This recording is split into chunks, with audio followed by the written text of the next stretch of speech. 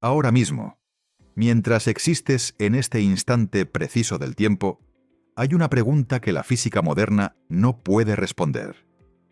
No porque le falten datos, no porque le falte tecnología, sino porque la pregunta misma desgarra el tejido de todo lo que la ciencia asume que es cierto sobre la realidad. ¿Qué había antes del Big Bang?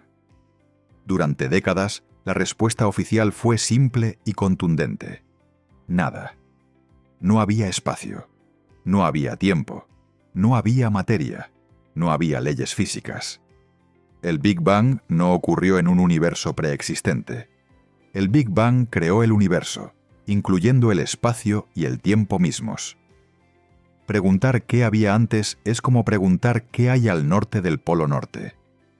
La pregunta no tiene sentido porque la dirección que buscas no existe fuera del marco que la define.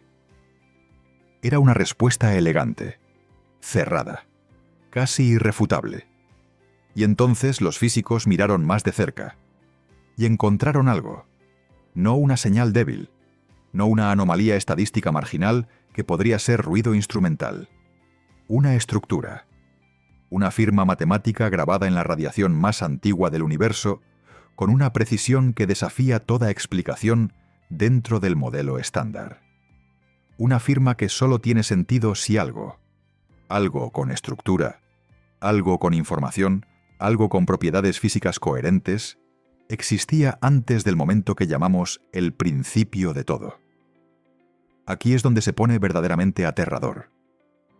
Porque si hay una firma de algo anterior al Big Bang, entonces el Big Bang no fue el principio. Fue un evento. Un evento en una historia más larga. Una historia cuyo capítulo anterior no deberíamos poder leer porque las leyes de la física nos dicen que toda información de ese periodo fue destruida en la singularidad inicial. Y sin embargo, la información está ahí. Ahora, probablemente estás pensando que esto suena a especulación cosmológica de frontera que no tiene base experimental real. Honestamente, eso fue exactamente lo que yo pensé cuando empecé a investigar este tema. Pero entonces encontré los nombres. Roger Penrose, Premio Nobel de Física. Paul Steinhardt, de Princeton. Christoph Wetterich, de Heidelberg. Lee Smolin, del Instituto Perimeter. Físicos de la más alta jerarquía intelectual usando palabras que nunca antes habían usado en sus publicaciones. Perturbador, inexplicable, aterrador en sus implicaciones. Algunos de sus colegas dicen que están viendo fantasmas en los datos, que están siendo víctimas del sesgo de confirmación, que la cosmología de frontera siempre ha atraído a mentes brillantes hacia callejones sin salida. ¿Quién tiene razón? Estoy a punto de llevarte en un viaje a través de los datos más desconcertantes de la cosmología moderna, las teorías más radicales sobre la naturaleza del tiempo y las implicaciones que ningún científico se atreve todavía a articular en voz alta en una conferencia. Un viaje que comienza con una pregunta aparentemente imposible y termina con una respuesta que es todavía más imposible que la pregunta. Si este tema te fascina tanto como a mí, quédate hasta el final. Lo que viene después va a cambiar permanentemente la forma en que piensas sobre el tiempo, la existencia y tu lugar en una historia cósmica mucho más antigua de lo que nadie imaginaba. Prepárate. Comenzamos. La historia comienza en 2005, cuando Roger Penrose, sentado en su oficina de la Universidad de Oxford, rodeado de ecuaciones que cubrían cada centímetro de las paredes, tuvo una intuición que lo perturbó profundamente durante años antes de atreverse a publicarla. Penrose no era un recién llegado a la cosmología. Era, y sigue siendo, uno de los matemáticos y físicos más extraordinarios que el siglo XX produjo. Es el hombre que demostró matemáticamente que los agujeros negros deben existir. Un trabajo que le valió el Premio Nobel en 2020 junto a Reinhard Genzel y Andrea Ghez. Es el hombre que desarrolló las geometrías del espacio-tiempo junto a Stephen Hawking en los años 60, produciendo los teoremas de singularidad que redefinieron la cosmología moderna. Es el creador de los triángulos imposibles que llevan su nombre, las teselaciones aperiódicas que desafían la intuición geométrica ordinaria y que décadas después resultarían tener aplicaciones en cristalografía cuántica. Un hombre cuya mente opera en dimensiones que la mayoría de sus colegas alcanzan a seguir solo con esfuerzo considerable. Y Penrose, en 2005, estaba mirando los mapas del fondo cósmico de microondas que el satélite doble UMAP había producido con una resolución sin precedentes. El fondo cósmico de microondas es la radiación residual del Big Bang. Piénsalo como el resplandor térmico que quedó después de que el universo, en sus primeros 400.000 años, se enfrió lo suficiente para que los fotones pudieran viajar libremente por el espacio sin ser inmediatamente reabsorbidos por la densa sopa de plasma que constituía el universo temprano. Es la imagen más antigua del cosmos que podemos capturar. Una fotografía del universo cuando tenía 380.000 años de edad, tomada con luz que ha estado viajando durante casi 14.000 millones de años para llegar hasta nuestros detectores. Lo que los cosmólogos esperaban ver en esa imagen era un patrón específico. El patrón que predice la teoría inflacionaria, la idea de que el universo sufrió un periodo de expansión exponencial brutalmente rápida en sus primeros instantes, expandiéndose de un tamaño subatómico a uno macroscópico en una fracción de segundo incomprensiblemente pequeña, algo del orden de 10 elevado a menos 32 segundos. Ese proceso de inflación debería haber estirado y homogeneizado cualquier estructura previa hasta hacerla irreconocible, y debería haber producido fluctuaciones de temperatura aleatorias en el fondo cósmico. Ruido gaussiano. Variaciones sin estructura preferida, sin geometría reconocible, sin patrones que no pudieran explicarse por procesos puramente aleatorios. Pero Penrose vio algo diferente. Vio anillos, círculos concéntricos tenuísimos en el patrón de temperatura del fondo cósmico, estructuras circulares que no deberían estar ahí, que la inflación no predice, que ninguna variante del modelo estándar cosmológico puede explicar de manera satisfactoria. Estructuras que aparecían con una frecuencia estadísticamente significativa en múltiples regiones del cielo, como si alguien hubiera arrojado piedras en un estanque antes de que el estanque existiera y las ondas hubieran sobrevivido de alguna manera a la creación misma del agua. Y Penrose tuvo una idea que le quitó el sueño durante meses.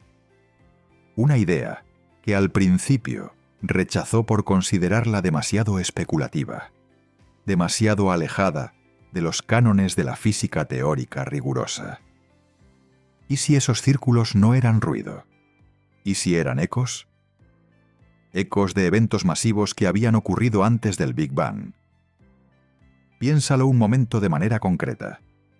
Cuando una piedra enorme cae en un lago tranquilo, produce ondas concéntricas que se expanden en todas direcciones desde el punto de impacto. Esas ondas son una firma de la energía y la posición del impacto. Un registro geométrico de lo que ocurrió, grabado en el movimiento del agua. Ahora imagina algo radicalmente más violento. Imagina dos agujeros negros del tamaño de galaxias enteras colisionando entre sí con una energía que supera la producción energética de 1000 soles durante toda su vida.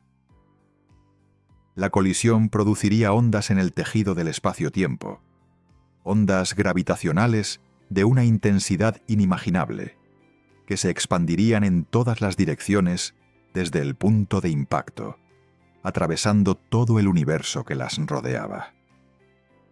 Y ahora imagina que ese universo eventualmente llegó a su fin y dio origen a un nuevo universo mediante un proceso que la física todavía está aprendiendo a describir.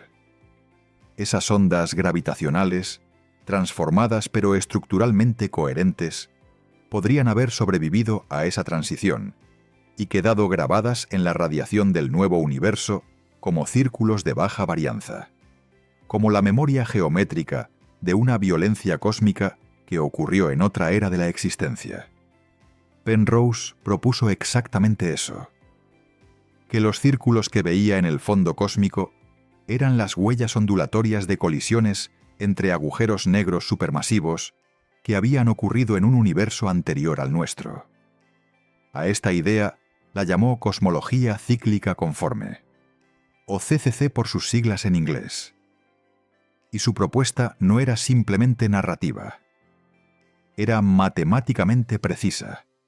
Involucraba una transformación geométrica específica, una rescalización conforme, que permitía conectar el estado final de un universo con el estado inicial del siguiente, preservando la estructura geométrica, aunque no la métrica, del espacio-tiempo.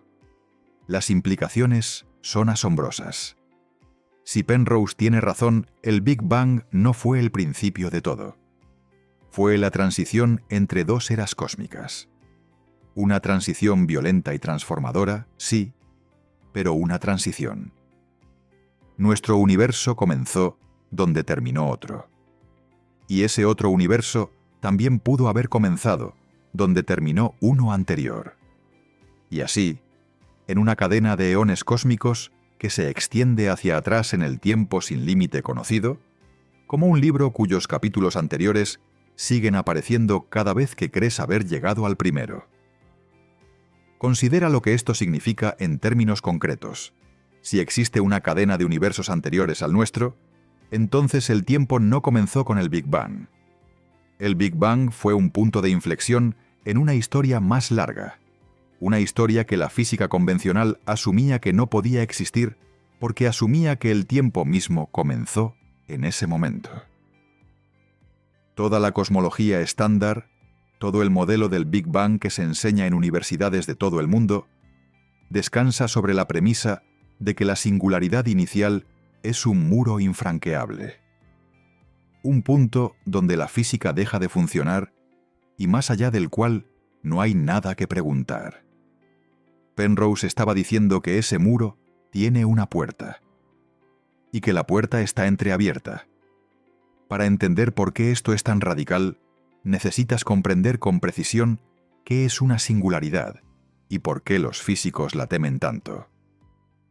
En la relatividad general de Einstein, una singularidad es un punto donde las ecuaciones pierden su validez, donde las magnitudes físicas, la densidad, la temperatura, la curvatura del espacio-tiempo, tienden matemáticamente hacia el infinito. Es como dividir entre 0 en una calculadora. El resultado no es un número extraño o muy grande. Es la ruptura del sistema de cálculo mismo. La calculadora no puede darte la respuesta porque la pregunta viola las reglas del sistema. El Big Bang es una singularidad. Lo que esto significa en términos físicos concretos es que las ecuaciones que describen el universo dejan de funcionar en ese punto. Retroceder en el tiempo hacia el Big Bang es como intentar navegar un barco hacia una catarata usando los mismos instrumentos que usas en aguas tranquilas. En algún momento, los instrumentos dejan de ser relevantes. La física que conocemos deja de describir lo que está ocurriendo. Y más allá de ese punto, silencio matemático. Penrose encontró una manera de rodear ese obstáculo. No eliminando la singularidad, sino cambiando el marco geométrico de tal manera que lo que parece una singularidad en un marco se vuelve una transición suave en otro. La clave es la simetría conforme. Una simetría matemática que preserva los ángulos pero no las distancias. En términos físicos, significa que las leyes que gobiernan sistemas donde las masas son cero, como los fotones, son las mismas leyes que gobiernan el universo en su estado final, cuando todo ha evolucionado tanto que solo quedan partículas sin masa. Y esas mismas leyes describen el estado inicial de un nuevo universo. El final de uno y el principio del siguiente hablan el mismo lenguaje matemático. Era una idea de una elegancia matemática perturbadora. Y por eso mismo, generó una respuesta igualmente perturbadora de sus críticos. En el momento en que Penrose presentó la cosmología cíclica conforme ante la comunidad científica, la respuesta fue técnicamente devastadora en múltiples frentes simultáneos. La objeción más articulada y más difícil de ignorar vino de Paul Steinhardt, físico teórico de Princeton y uno de los arquitectos originales de la teoría inflacionaria. Aunque irónicamente Steinhardt había abandonado la inflación años antes para desarrollar su propia teoría del universo cíclico, llamada ecpirótica, basada en la colisión de membranas en dimensiones adicionales. Steinhardt conocía el territorio mejor que casi nadie, y su crítica fue quirúrgicamente precisa. El argumento central de Steinhardt atacaba el corazón termodinámico de la propuesta de Penrose, para que la información de un universo anterior sobreviviera al Big Bang de la manera que la CCC propone, para que los círculos de baja varianza pudieran transmitirse de un eón al siguiente, las leyes físicas en la transición entre universos tendrían que comportarse de una manera muy específica. Y esa forma específica requiere que la entropía, la medida del desorden termodinámico en el universo, se reinicie completamente en cada transición. Que el nuevo universo comience con entropía baja, con alto orden, con potencial de evolución compleja, a pesar de que el universo anterior terminó en un estado de entropía máxima, de desorden total, de calor uniforme y sin estructura. Pero ningún mecanismo físico conocido puede hacer eso. La segunda ley de la termodinámica, una de las leyes más robustas y universalmente verificadas de toda la física, establece que en un sistema cerrado, la entropía siempre aumenta o permanece constante en el tiempo. Nunca disminuye espontáneamente. Es la razón por la que el humo no vuelve espontáneamente a la chimenea. La razón por la que una taza rota no se reensambla sola. La razón por la que el pasado y el futuro se distinguen de manera tan fundamental en nuestra experiencia.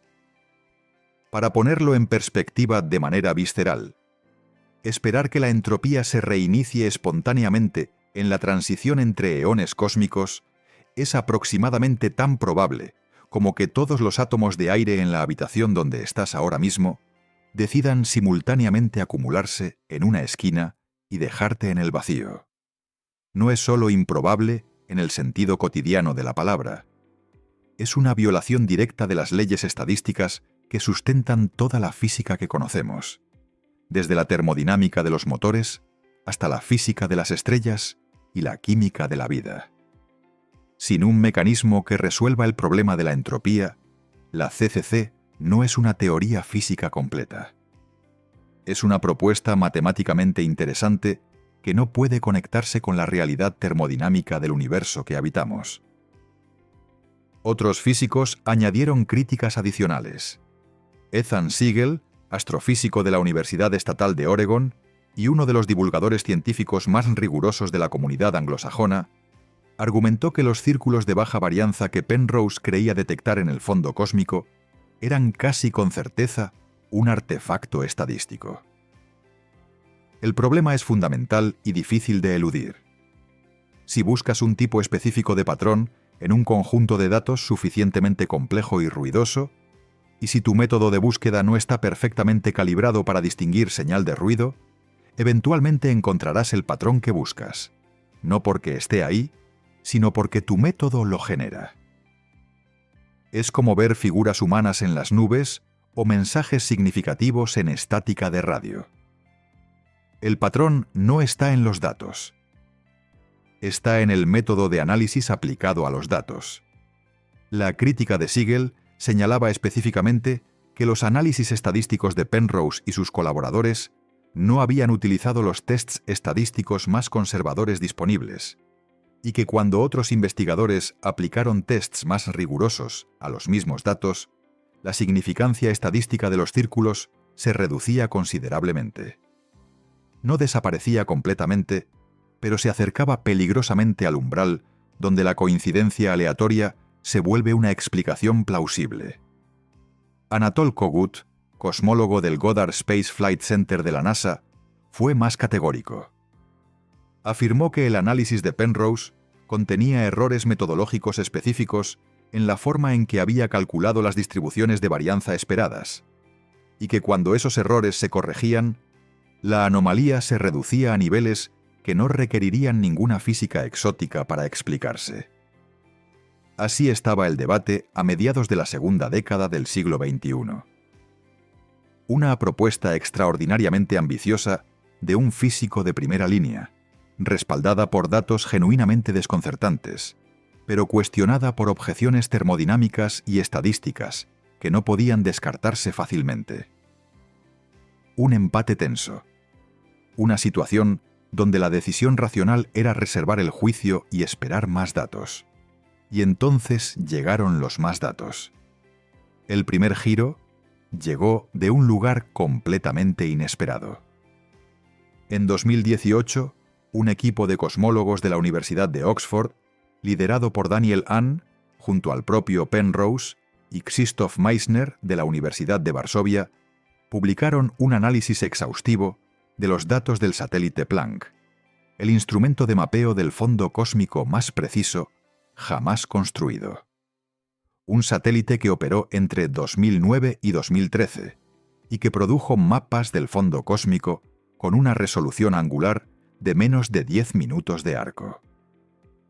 La asunción previa que los críticos habían utilizado para descartar los círculos de Penrose era que los patrones estadísticos del fondo cósmico están bien comprendidos por el modelo inflacionario estándar. Si la inflación produce fluctuaciones gaussianas aleatorias, entonces cualquier estructura circular que detectes en esos datos es simplemente una fluctuación aleatoria que por casualidad tiene forma circular.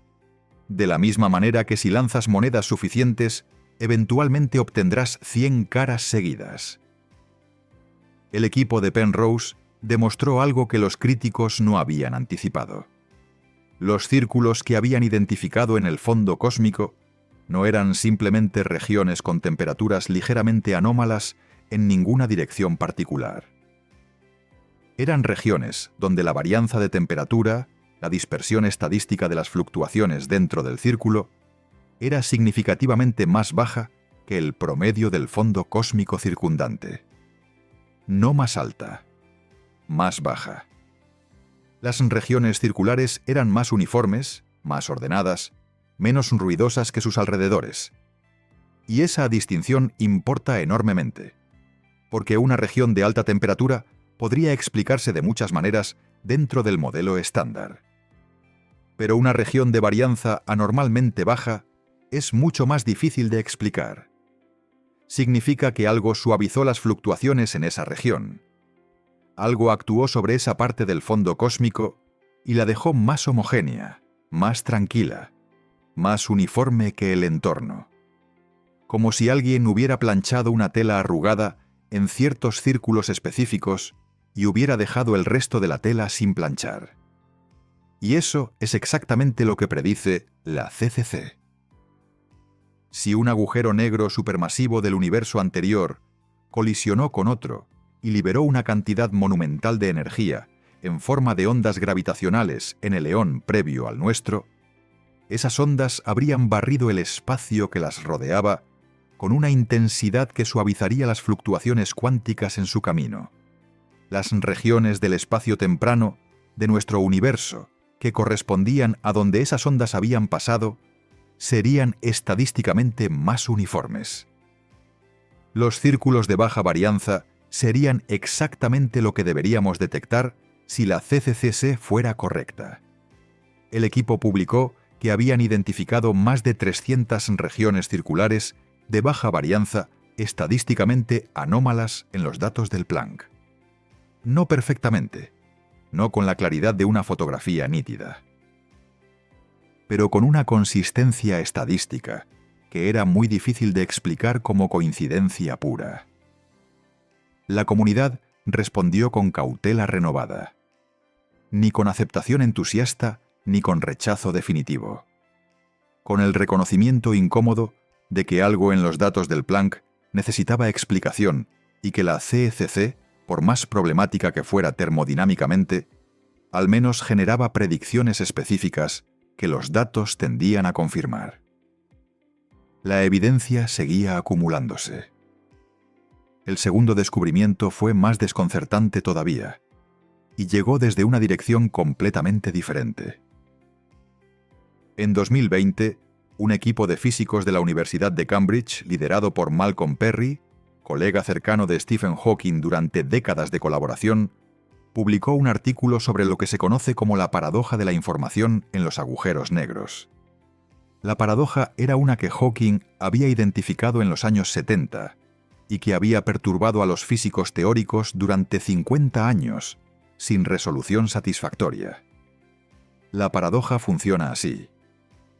Cuando algo cae en un agujero negro, toda su información física, la descripción cuántica completa de todos sus componentes, de cada partícula que lo constituía, de cada bit de información necesario para reconstruirlo completamente, parece quedar atrapada dentro del agujero negro para siempre. Y cuando el agujero negro eventualmente se evapora mediante la radiación de Hawking, un proceso cuántico lento por el cual los agujeros negros emiten radiación térmica y pierden masa gradualmente, esa información parece desaparecer del universo junto con él. Pero la mecánica cuántica prohíbe que la información se destruya. Es una ley tan fundamental como la conservación de la energía o el principio de causalidad. En el universo cuántico, la información no puede dejar de existir. Solo puede transformarse, relocalizarse, volverse extremadamente difícil de recuperar, pero no puede ser aniquilada. Entonces había una contradicción directa entre la relatividad general de Einstein, que predecía que los agujeros negros destruían información, y la mecánica cuántica, que decía que eso era imposible. Una de las dos teorías más exitosas de la física moderna tenía que estar equivocada en algún punto. Perry y su equipo propusieron un mecanismo de resolución que involucra lo que llaman pelo suave. La idea es que la información que cae en un agujero negro no desaparece dentro de él, sino que queda codificada en una capa infinitesimalmente delgada en el horizonte de eventos del agujero negro. Una especie de holograma cuántico que preserva en forma bidimensional y altamente codificada la información tridimensional de todo lo que ha caído en el agujero negro a lo largo de su historia.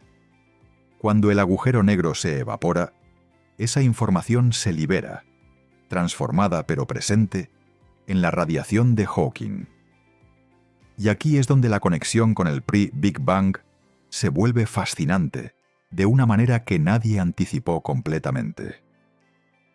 Si los agujeros negros conservan información de esta manera, si la información no se destruye, sino que se almacena en sus horizontes, y si la cosmología cíclica conforme de Penrose es correcta, entonces esa información podría ser precisamente el mecanismo por el cual la firma del universo anterior se transfiere al universo siguiente a través de la transición del Big Bang.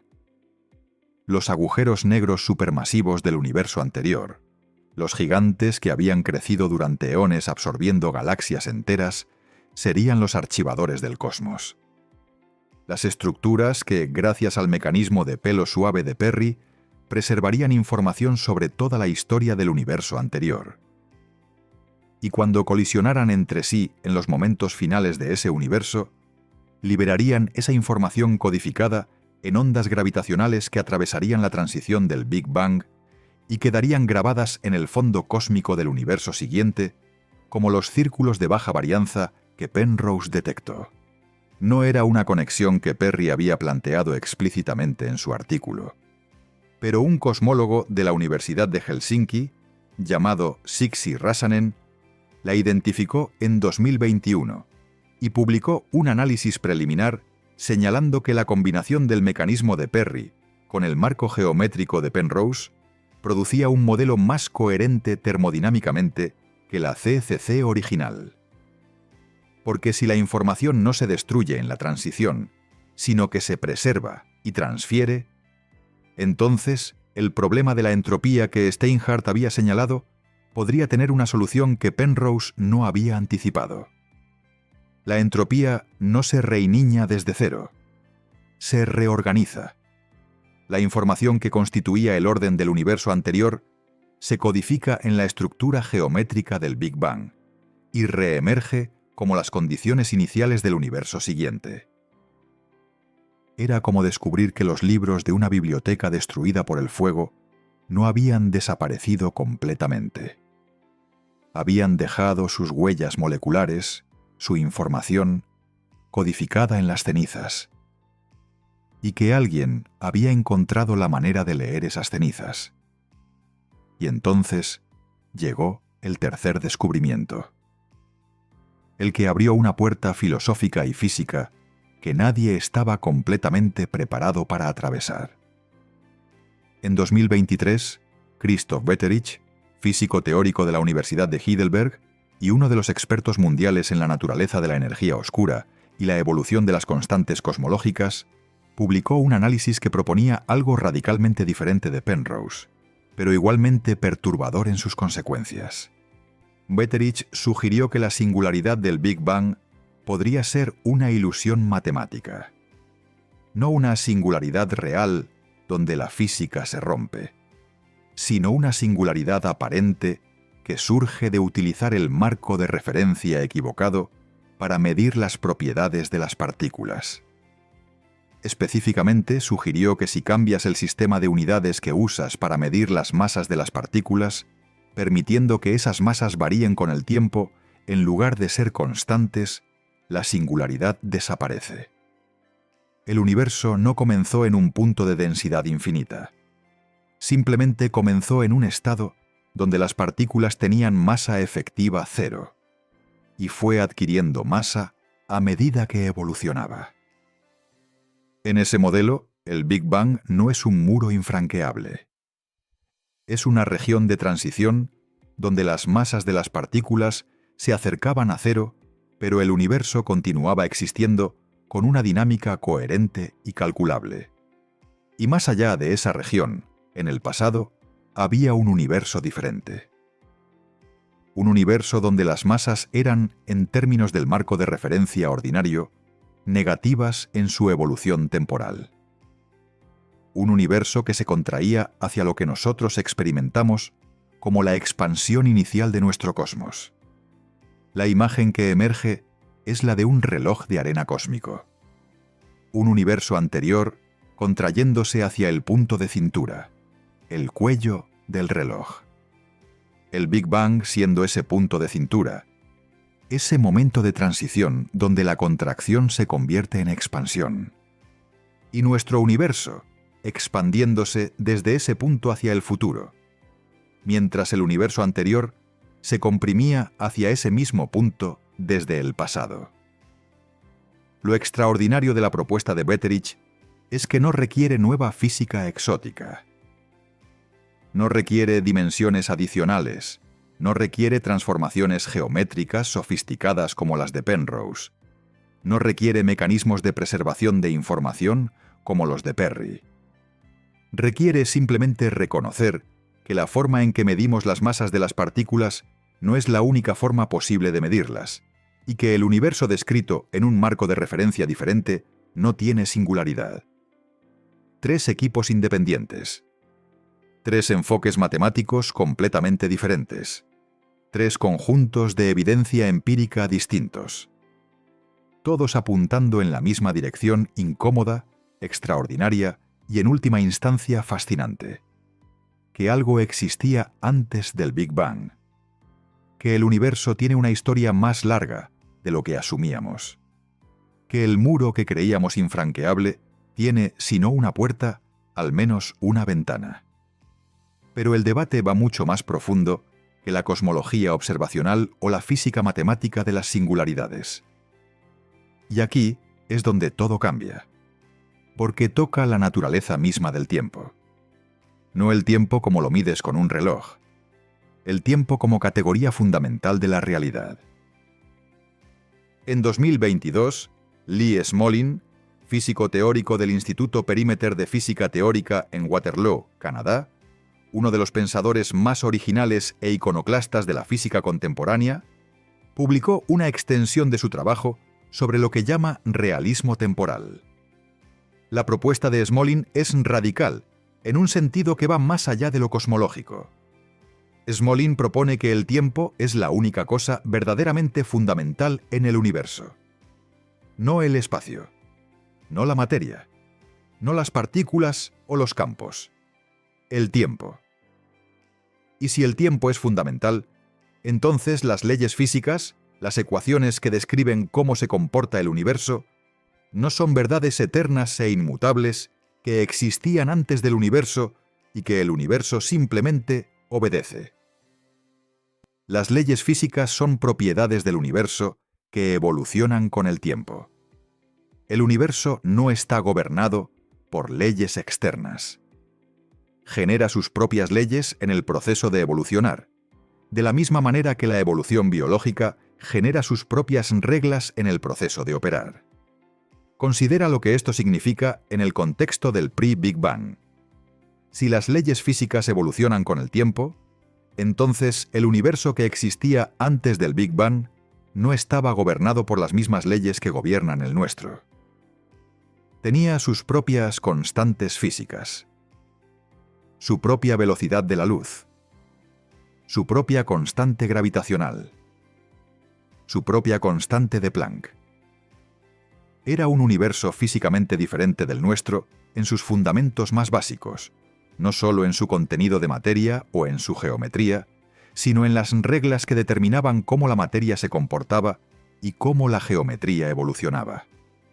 Y esto tiene una consecuencia notable para el problema del ajuste fino que siempre ha obsesionado a los cosmólogos.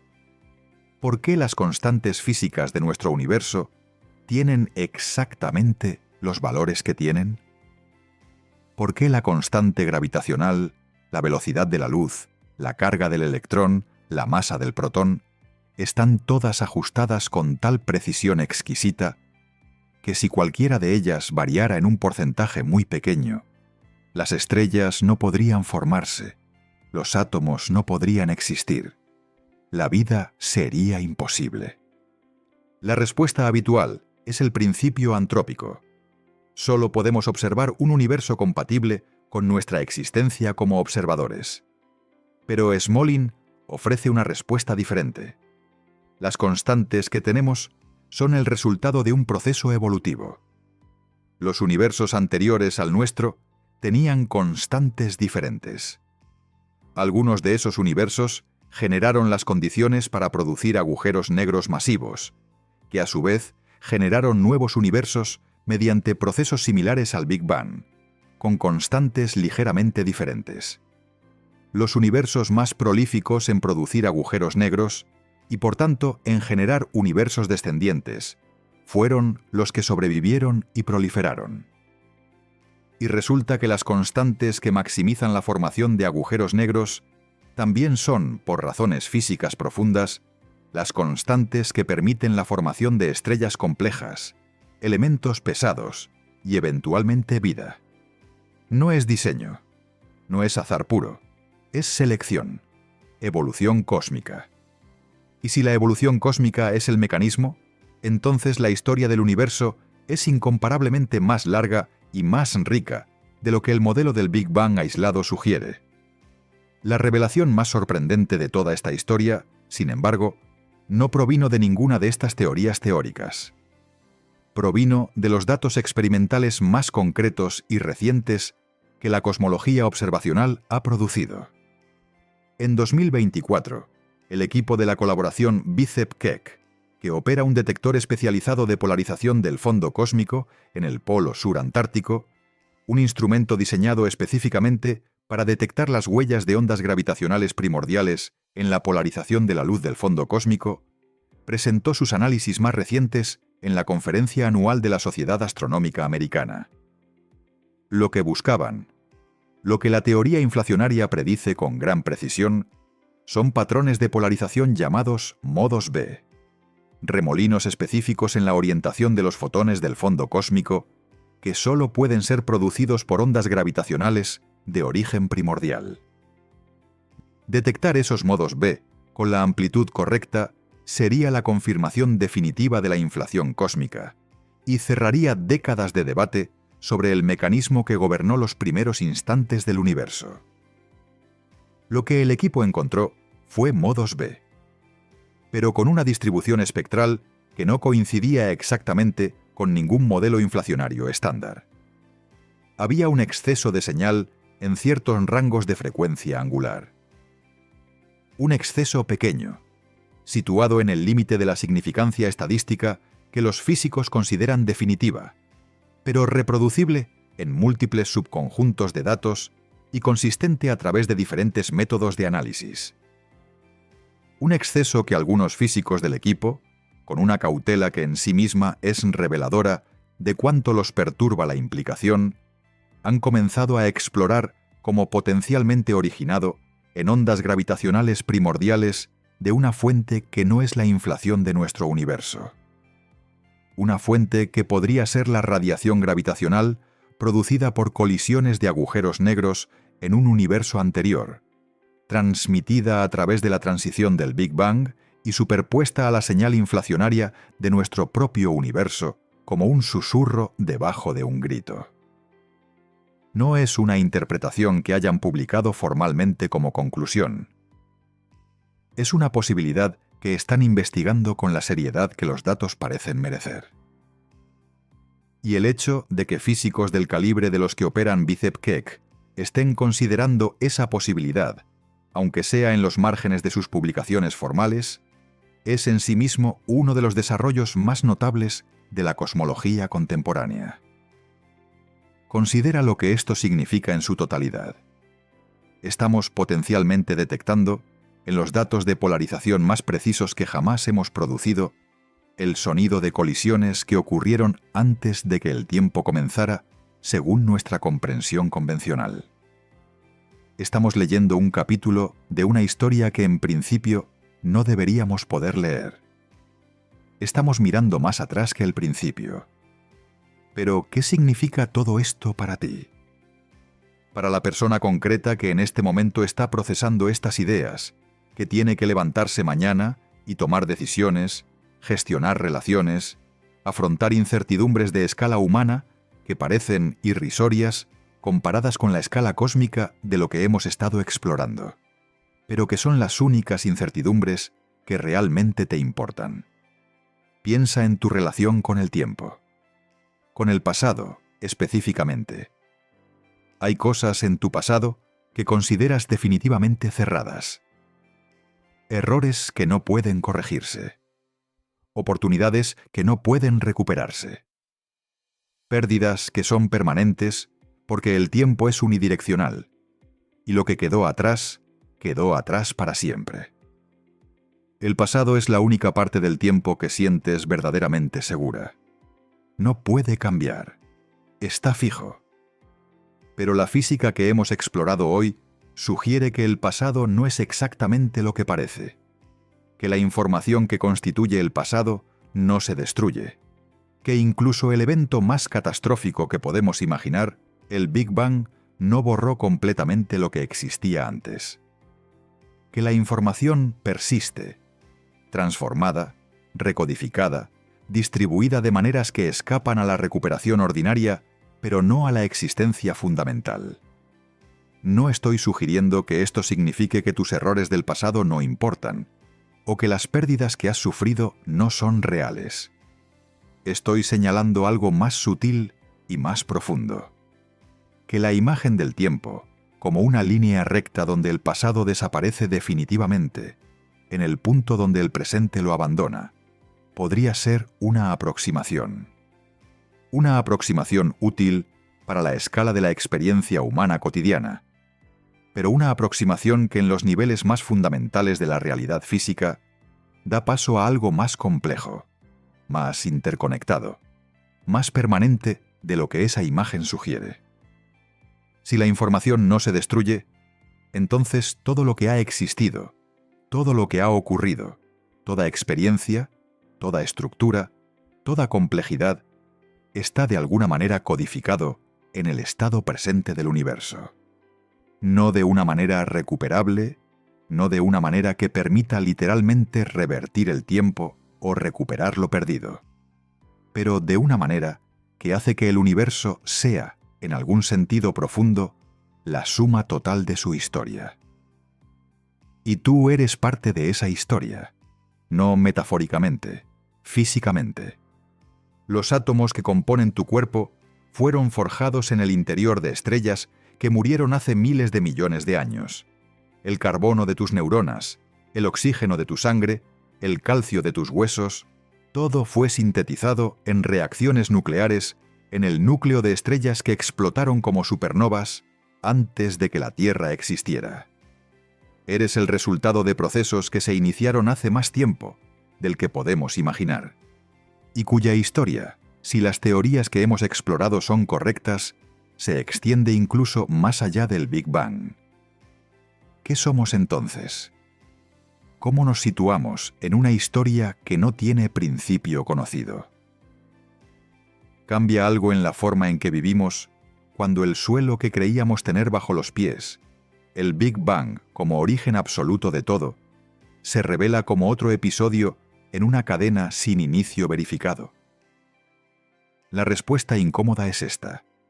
Si no hay un principio absoluto, si la cadena de causalidad se extiende hacia atrás sin límite conocido, entonces tampoco hay un marco externo que dé sentido a la existencia desde afuera. El sentido, si existe, tiene que ser generado por la existencia misma. El universo no tiene un propósito otorgado desde antes de su principio porque, si Penrose y Smolin y Wetterich tienen razón, no hay un antes del principio en ningún sentido absoluto.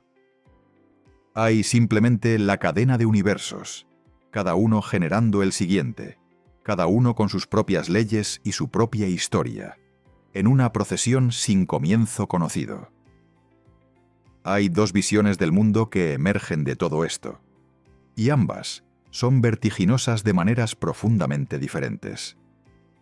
La primera dice que el Big Bang fue el principio absoluto, que todo lo que los físicos están viendo en los datos, los círculos de baja varianza, el exceso espectral en los modos B, las ecuaciones que sobreviven a la singularidad en marcos de referencia alternativos, es el resultado inevitable de buscar patrones en datos suficientemente complejos, o de construir marcos matemáticos suficientemente flexibles. Que el universo tiene un inicio definido, que la pregunta sobre el antes no tiene referente, y que el Big Bang es el borde del mapa más allá del cual no hay territorio, solo la ausencia de todo, incluyendo la ausencia misma. Esta visión es ordenada, tiene bordes claros, da al universo una escala que, aunque enorme, es finita y comprensible en principio. La segunda dice que el Big Bang fue una transición en una historia más larga, que estamos leyendo en los datos del fondo cósmico los ecos de eventos que ocurrieron antes de nuestro principio, que el universo es parte de una cadena de universos que se extiende hacia atrás más allá de lo que podemos ver directamente, pero no más allá de lo que podemos detectar indirectamente. Esta visión es profunda de una manera que desestabiliza cualquier marco de referencia ordinario. Nos sitúa en un cosmos incomparablemente más antiguo y más vasto de lo que cualquier modelo estándar sugiere. Observador estudiando el origen del universo. Mente intentando concebir lo que existía antes de que el tiempo comenzara. Consciencia tratando de imaginar un mundo sin consciencias que lo imaginen. La propia inteligencia que nos permite formular estas preguntas también nos revela los límites de lo que esas preguntas pueden alcanzar dentro de los marcos conceptuales que tenemos disponibles. Tanto si la primera visión resulta ser la correcta, como si lo hace la segunda, la búsqueda ya ha revelado que el universo es radicalmente más extraño, más viejo, más complejo y más fascinante de lo que cualquier generación anterior a la nuestra pudo sospechar. Y así volvemos exactamente al principio, a esa pregunta formulada en las primeras palabras de este viaje y que ahora, después de todo lo que hemos explorado juntos, resuena con un peso y una profundidad que no tenía al principio. ¿Qué había antes del Big Bang? Cuando Penrose encontró los círculos en el fondo cósmico, sus colegas le dijeron que estaba viendo sombras donde no había nada. Cuando Wetterich propuso que la singularidad era una ilusión de marco de referencia, le dijeron que era matemáticamente interesante, pero físicamente vacía. Cuando Smolin propuso que las leyes físicas evolucionan, le dijeron que estaba haciendo filosofía disfrazada de física. Cuando el equipo de Bicep-Keck detectó el exceso espectral en los modos B, la primera respuesta fue que debía ser contaminación instrumental o un artefacto de análisis. Quizás todos tengan razón. Quizás los datos sean ruido, las teorías sean especulación sin anclaje observacional suficiente, y el Big Bang sea verdaderamente el principio absoluto más allá del cual la pregunta sobre el antes no tiene ningún sentido que la física pueda articular. Pero quizás no. Y ese quizás, sostenido por datos reales producidos por instrumentos reales, analizados por físicos de primer nivel con métodos rigurosos, es uno de los quizás más extraordinarios que la ciencia ha producido en la historia de la cosmología moderna. La respuesta honesta es que todavía estamos de pie al borde de un misterio que se hace más profundo y más fascinante cuanto más cerca nos acercamos a él. No tenemos la confirmación definitiva. No tenemos la teoría unificada que resuelva el problema de la singularidad inicial de manera que todos los físicos puedan aceptar. Quizás no la tengamos en nuestra generación. Quizás la naturaleza del problema sea tal que requiera herramientas conceptuales que todavía no hemos inventado. Pero somos el universo haciéndose preguntas sobre su propio origen. Somos la historia cósmica doblándose sobre sí misma para intentar ver su propio comienzo. Somos los ecos de 13.800 millones de años de evolución cósmica, quizás de una cadena de universos anteriores que se extiende más atrás todavía, produciendo en este planeta, en este instante, conciencias capaces de formular la pregunta más radical que puede formularse. La búsqueda continúa, impulsada por la necesidad más fundamental del ser humano de comprender en qué tipo de historia está viviendo. Y lo más extraordinario de todo, lo que debería llenarte de un asombro que no tiene comparación fácil, es que esa búsqueda está produciendo respuestas. No certezas, no respuestas definitivas, pero sí respuestas parciales, sugerentes, desconcertantes, que cada año se vuelven un poco más claras y un poco más sorprendentes. Ahora mismo, mientras terminas de recibir estas palabras, hay instrumentos en el Polo Sur, en el espacio, en laboratorios de 5 continentes, midiendo la radiación más antigua del universo con una precisión que habría parecido ciencia ficción hace 20 años, buscando en esa radiación la firma de lo que existía antes. Intentando leer el capítulo que precede al principio, y la pregunta que formulamos al inicio resuena ahora con un peso completamente diferente, más rico, más profundo, más cargado de posibilidades que cuando la formulamos por primera vez. No solo qué había antes del Big Bang, sino qué somos nosotros, que podemos hacer esa pregunta, en un universo que quizás lleva siendo mucho más tiempo del que cualquiera de nosotros puede imaginar.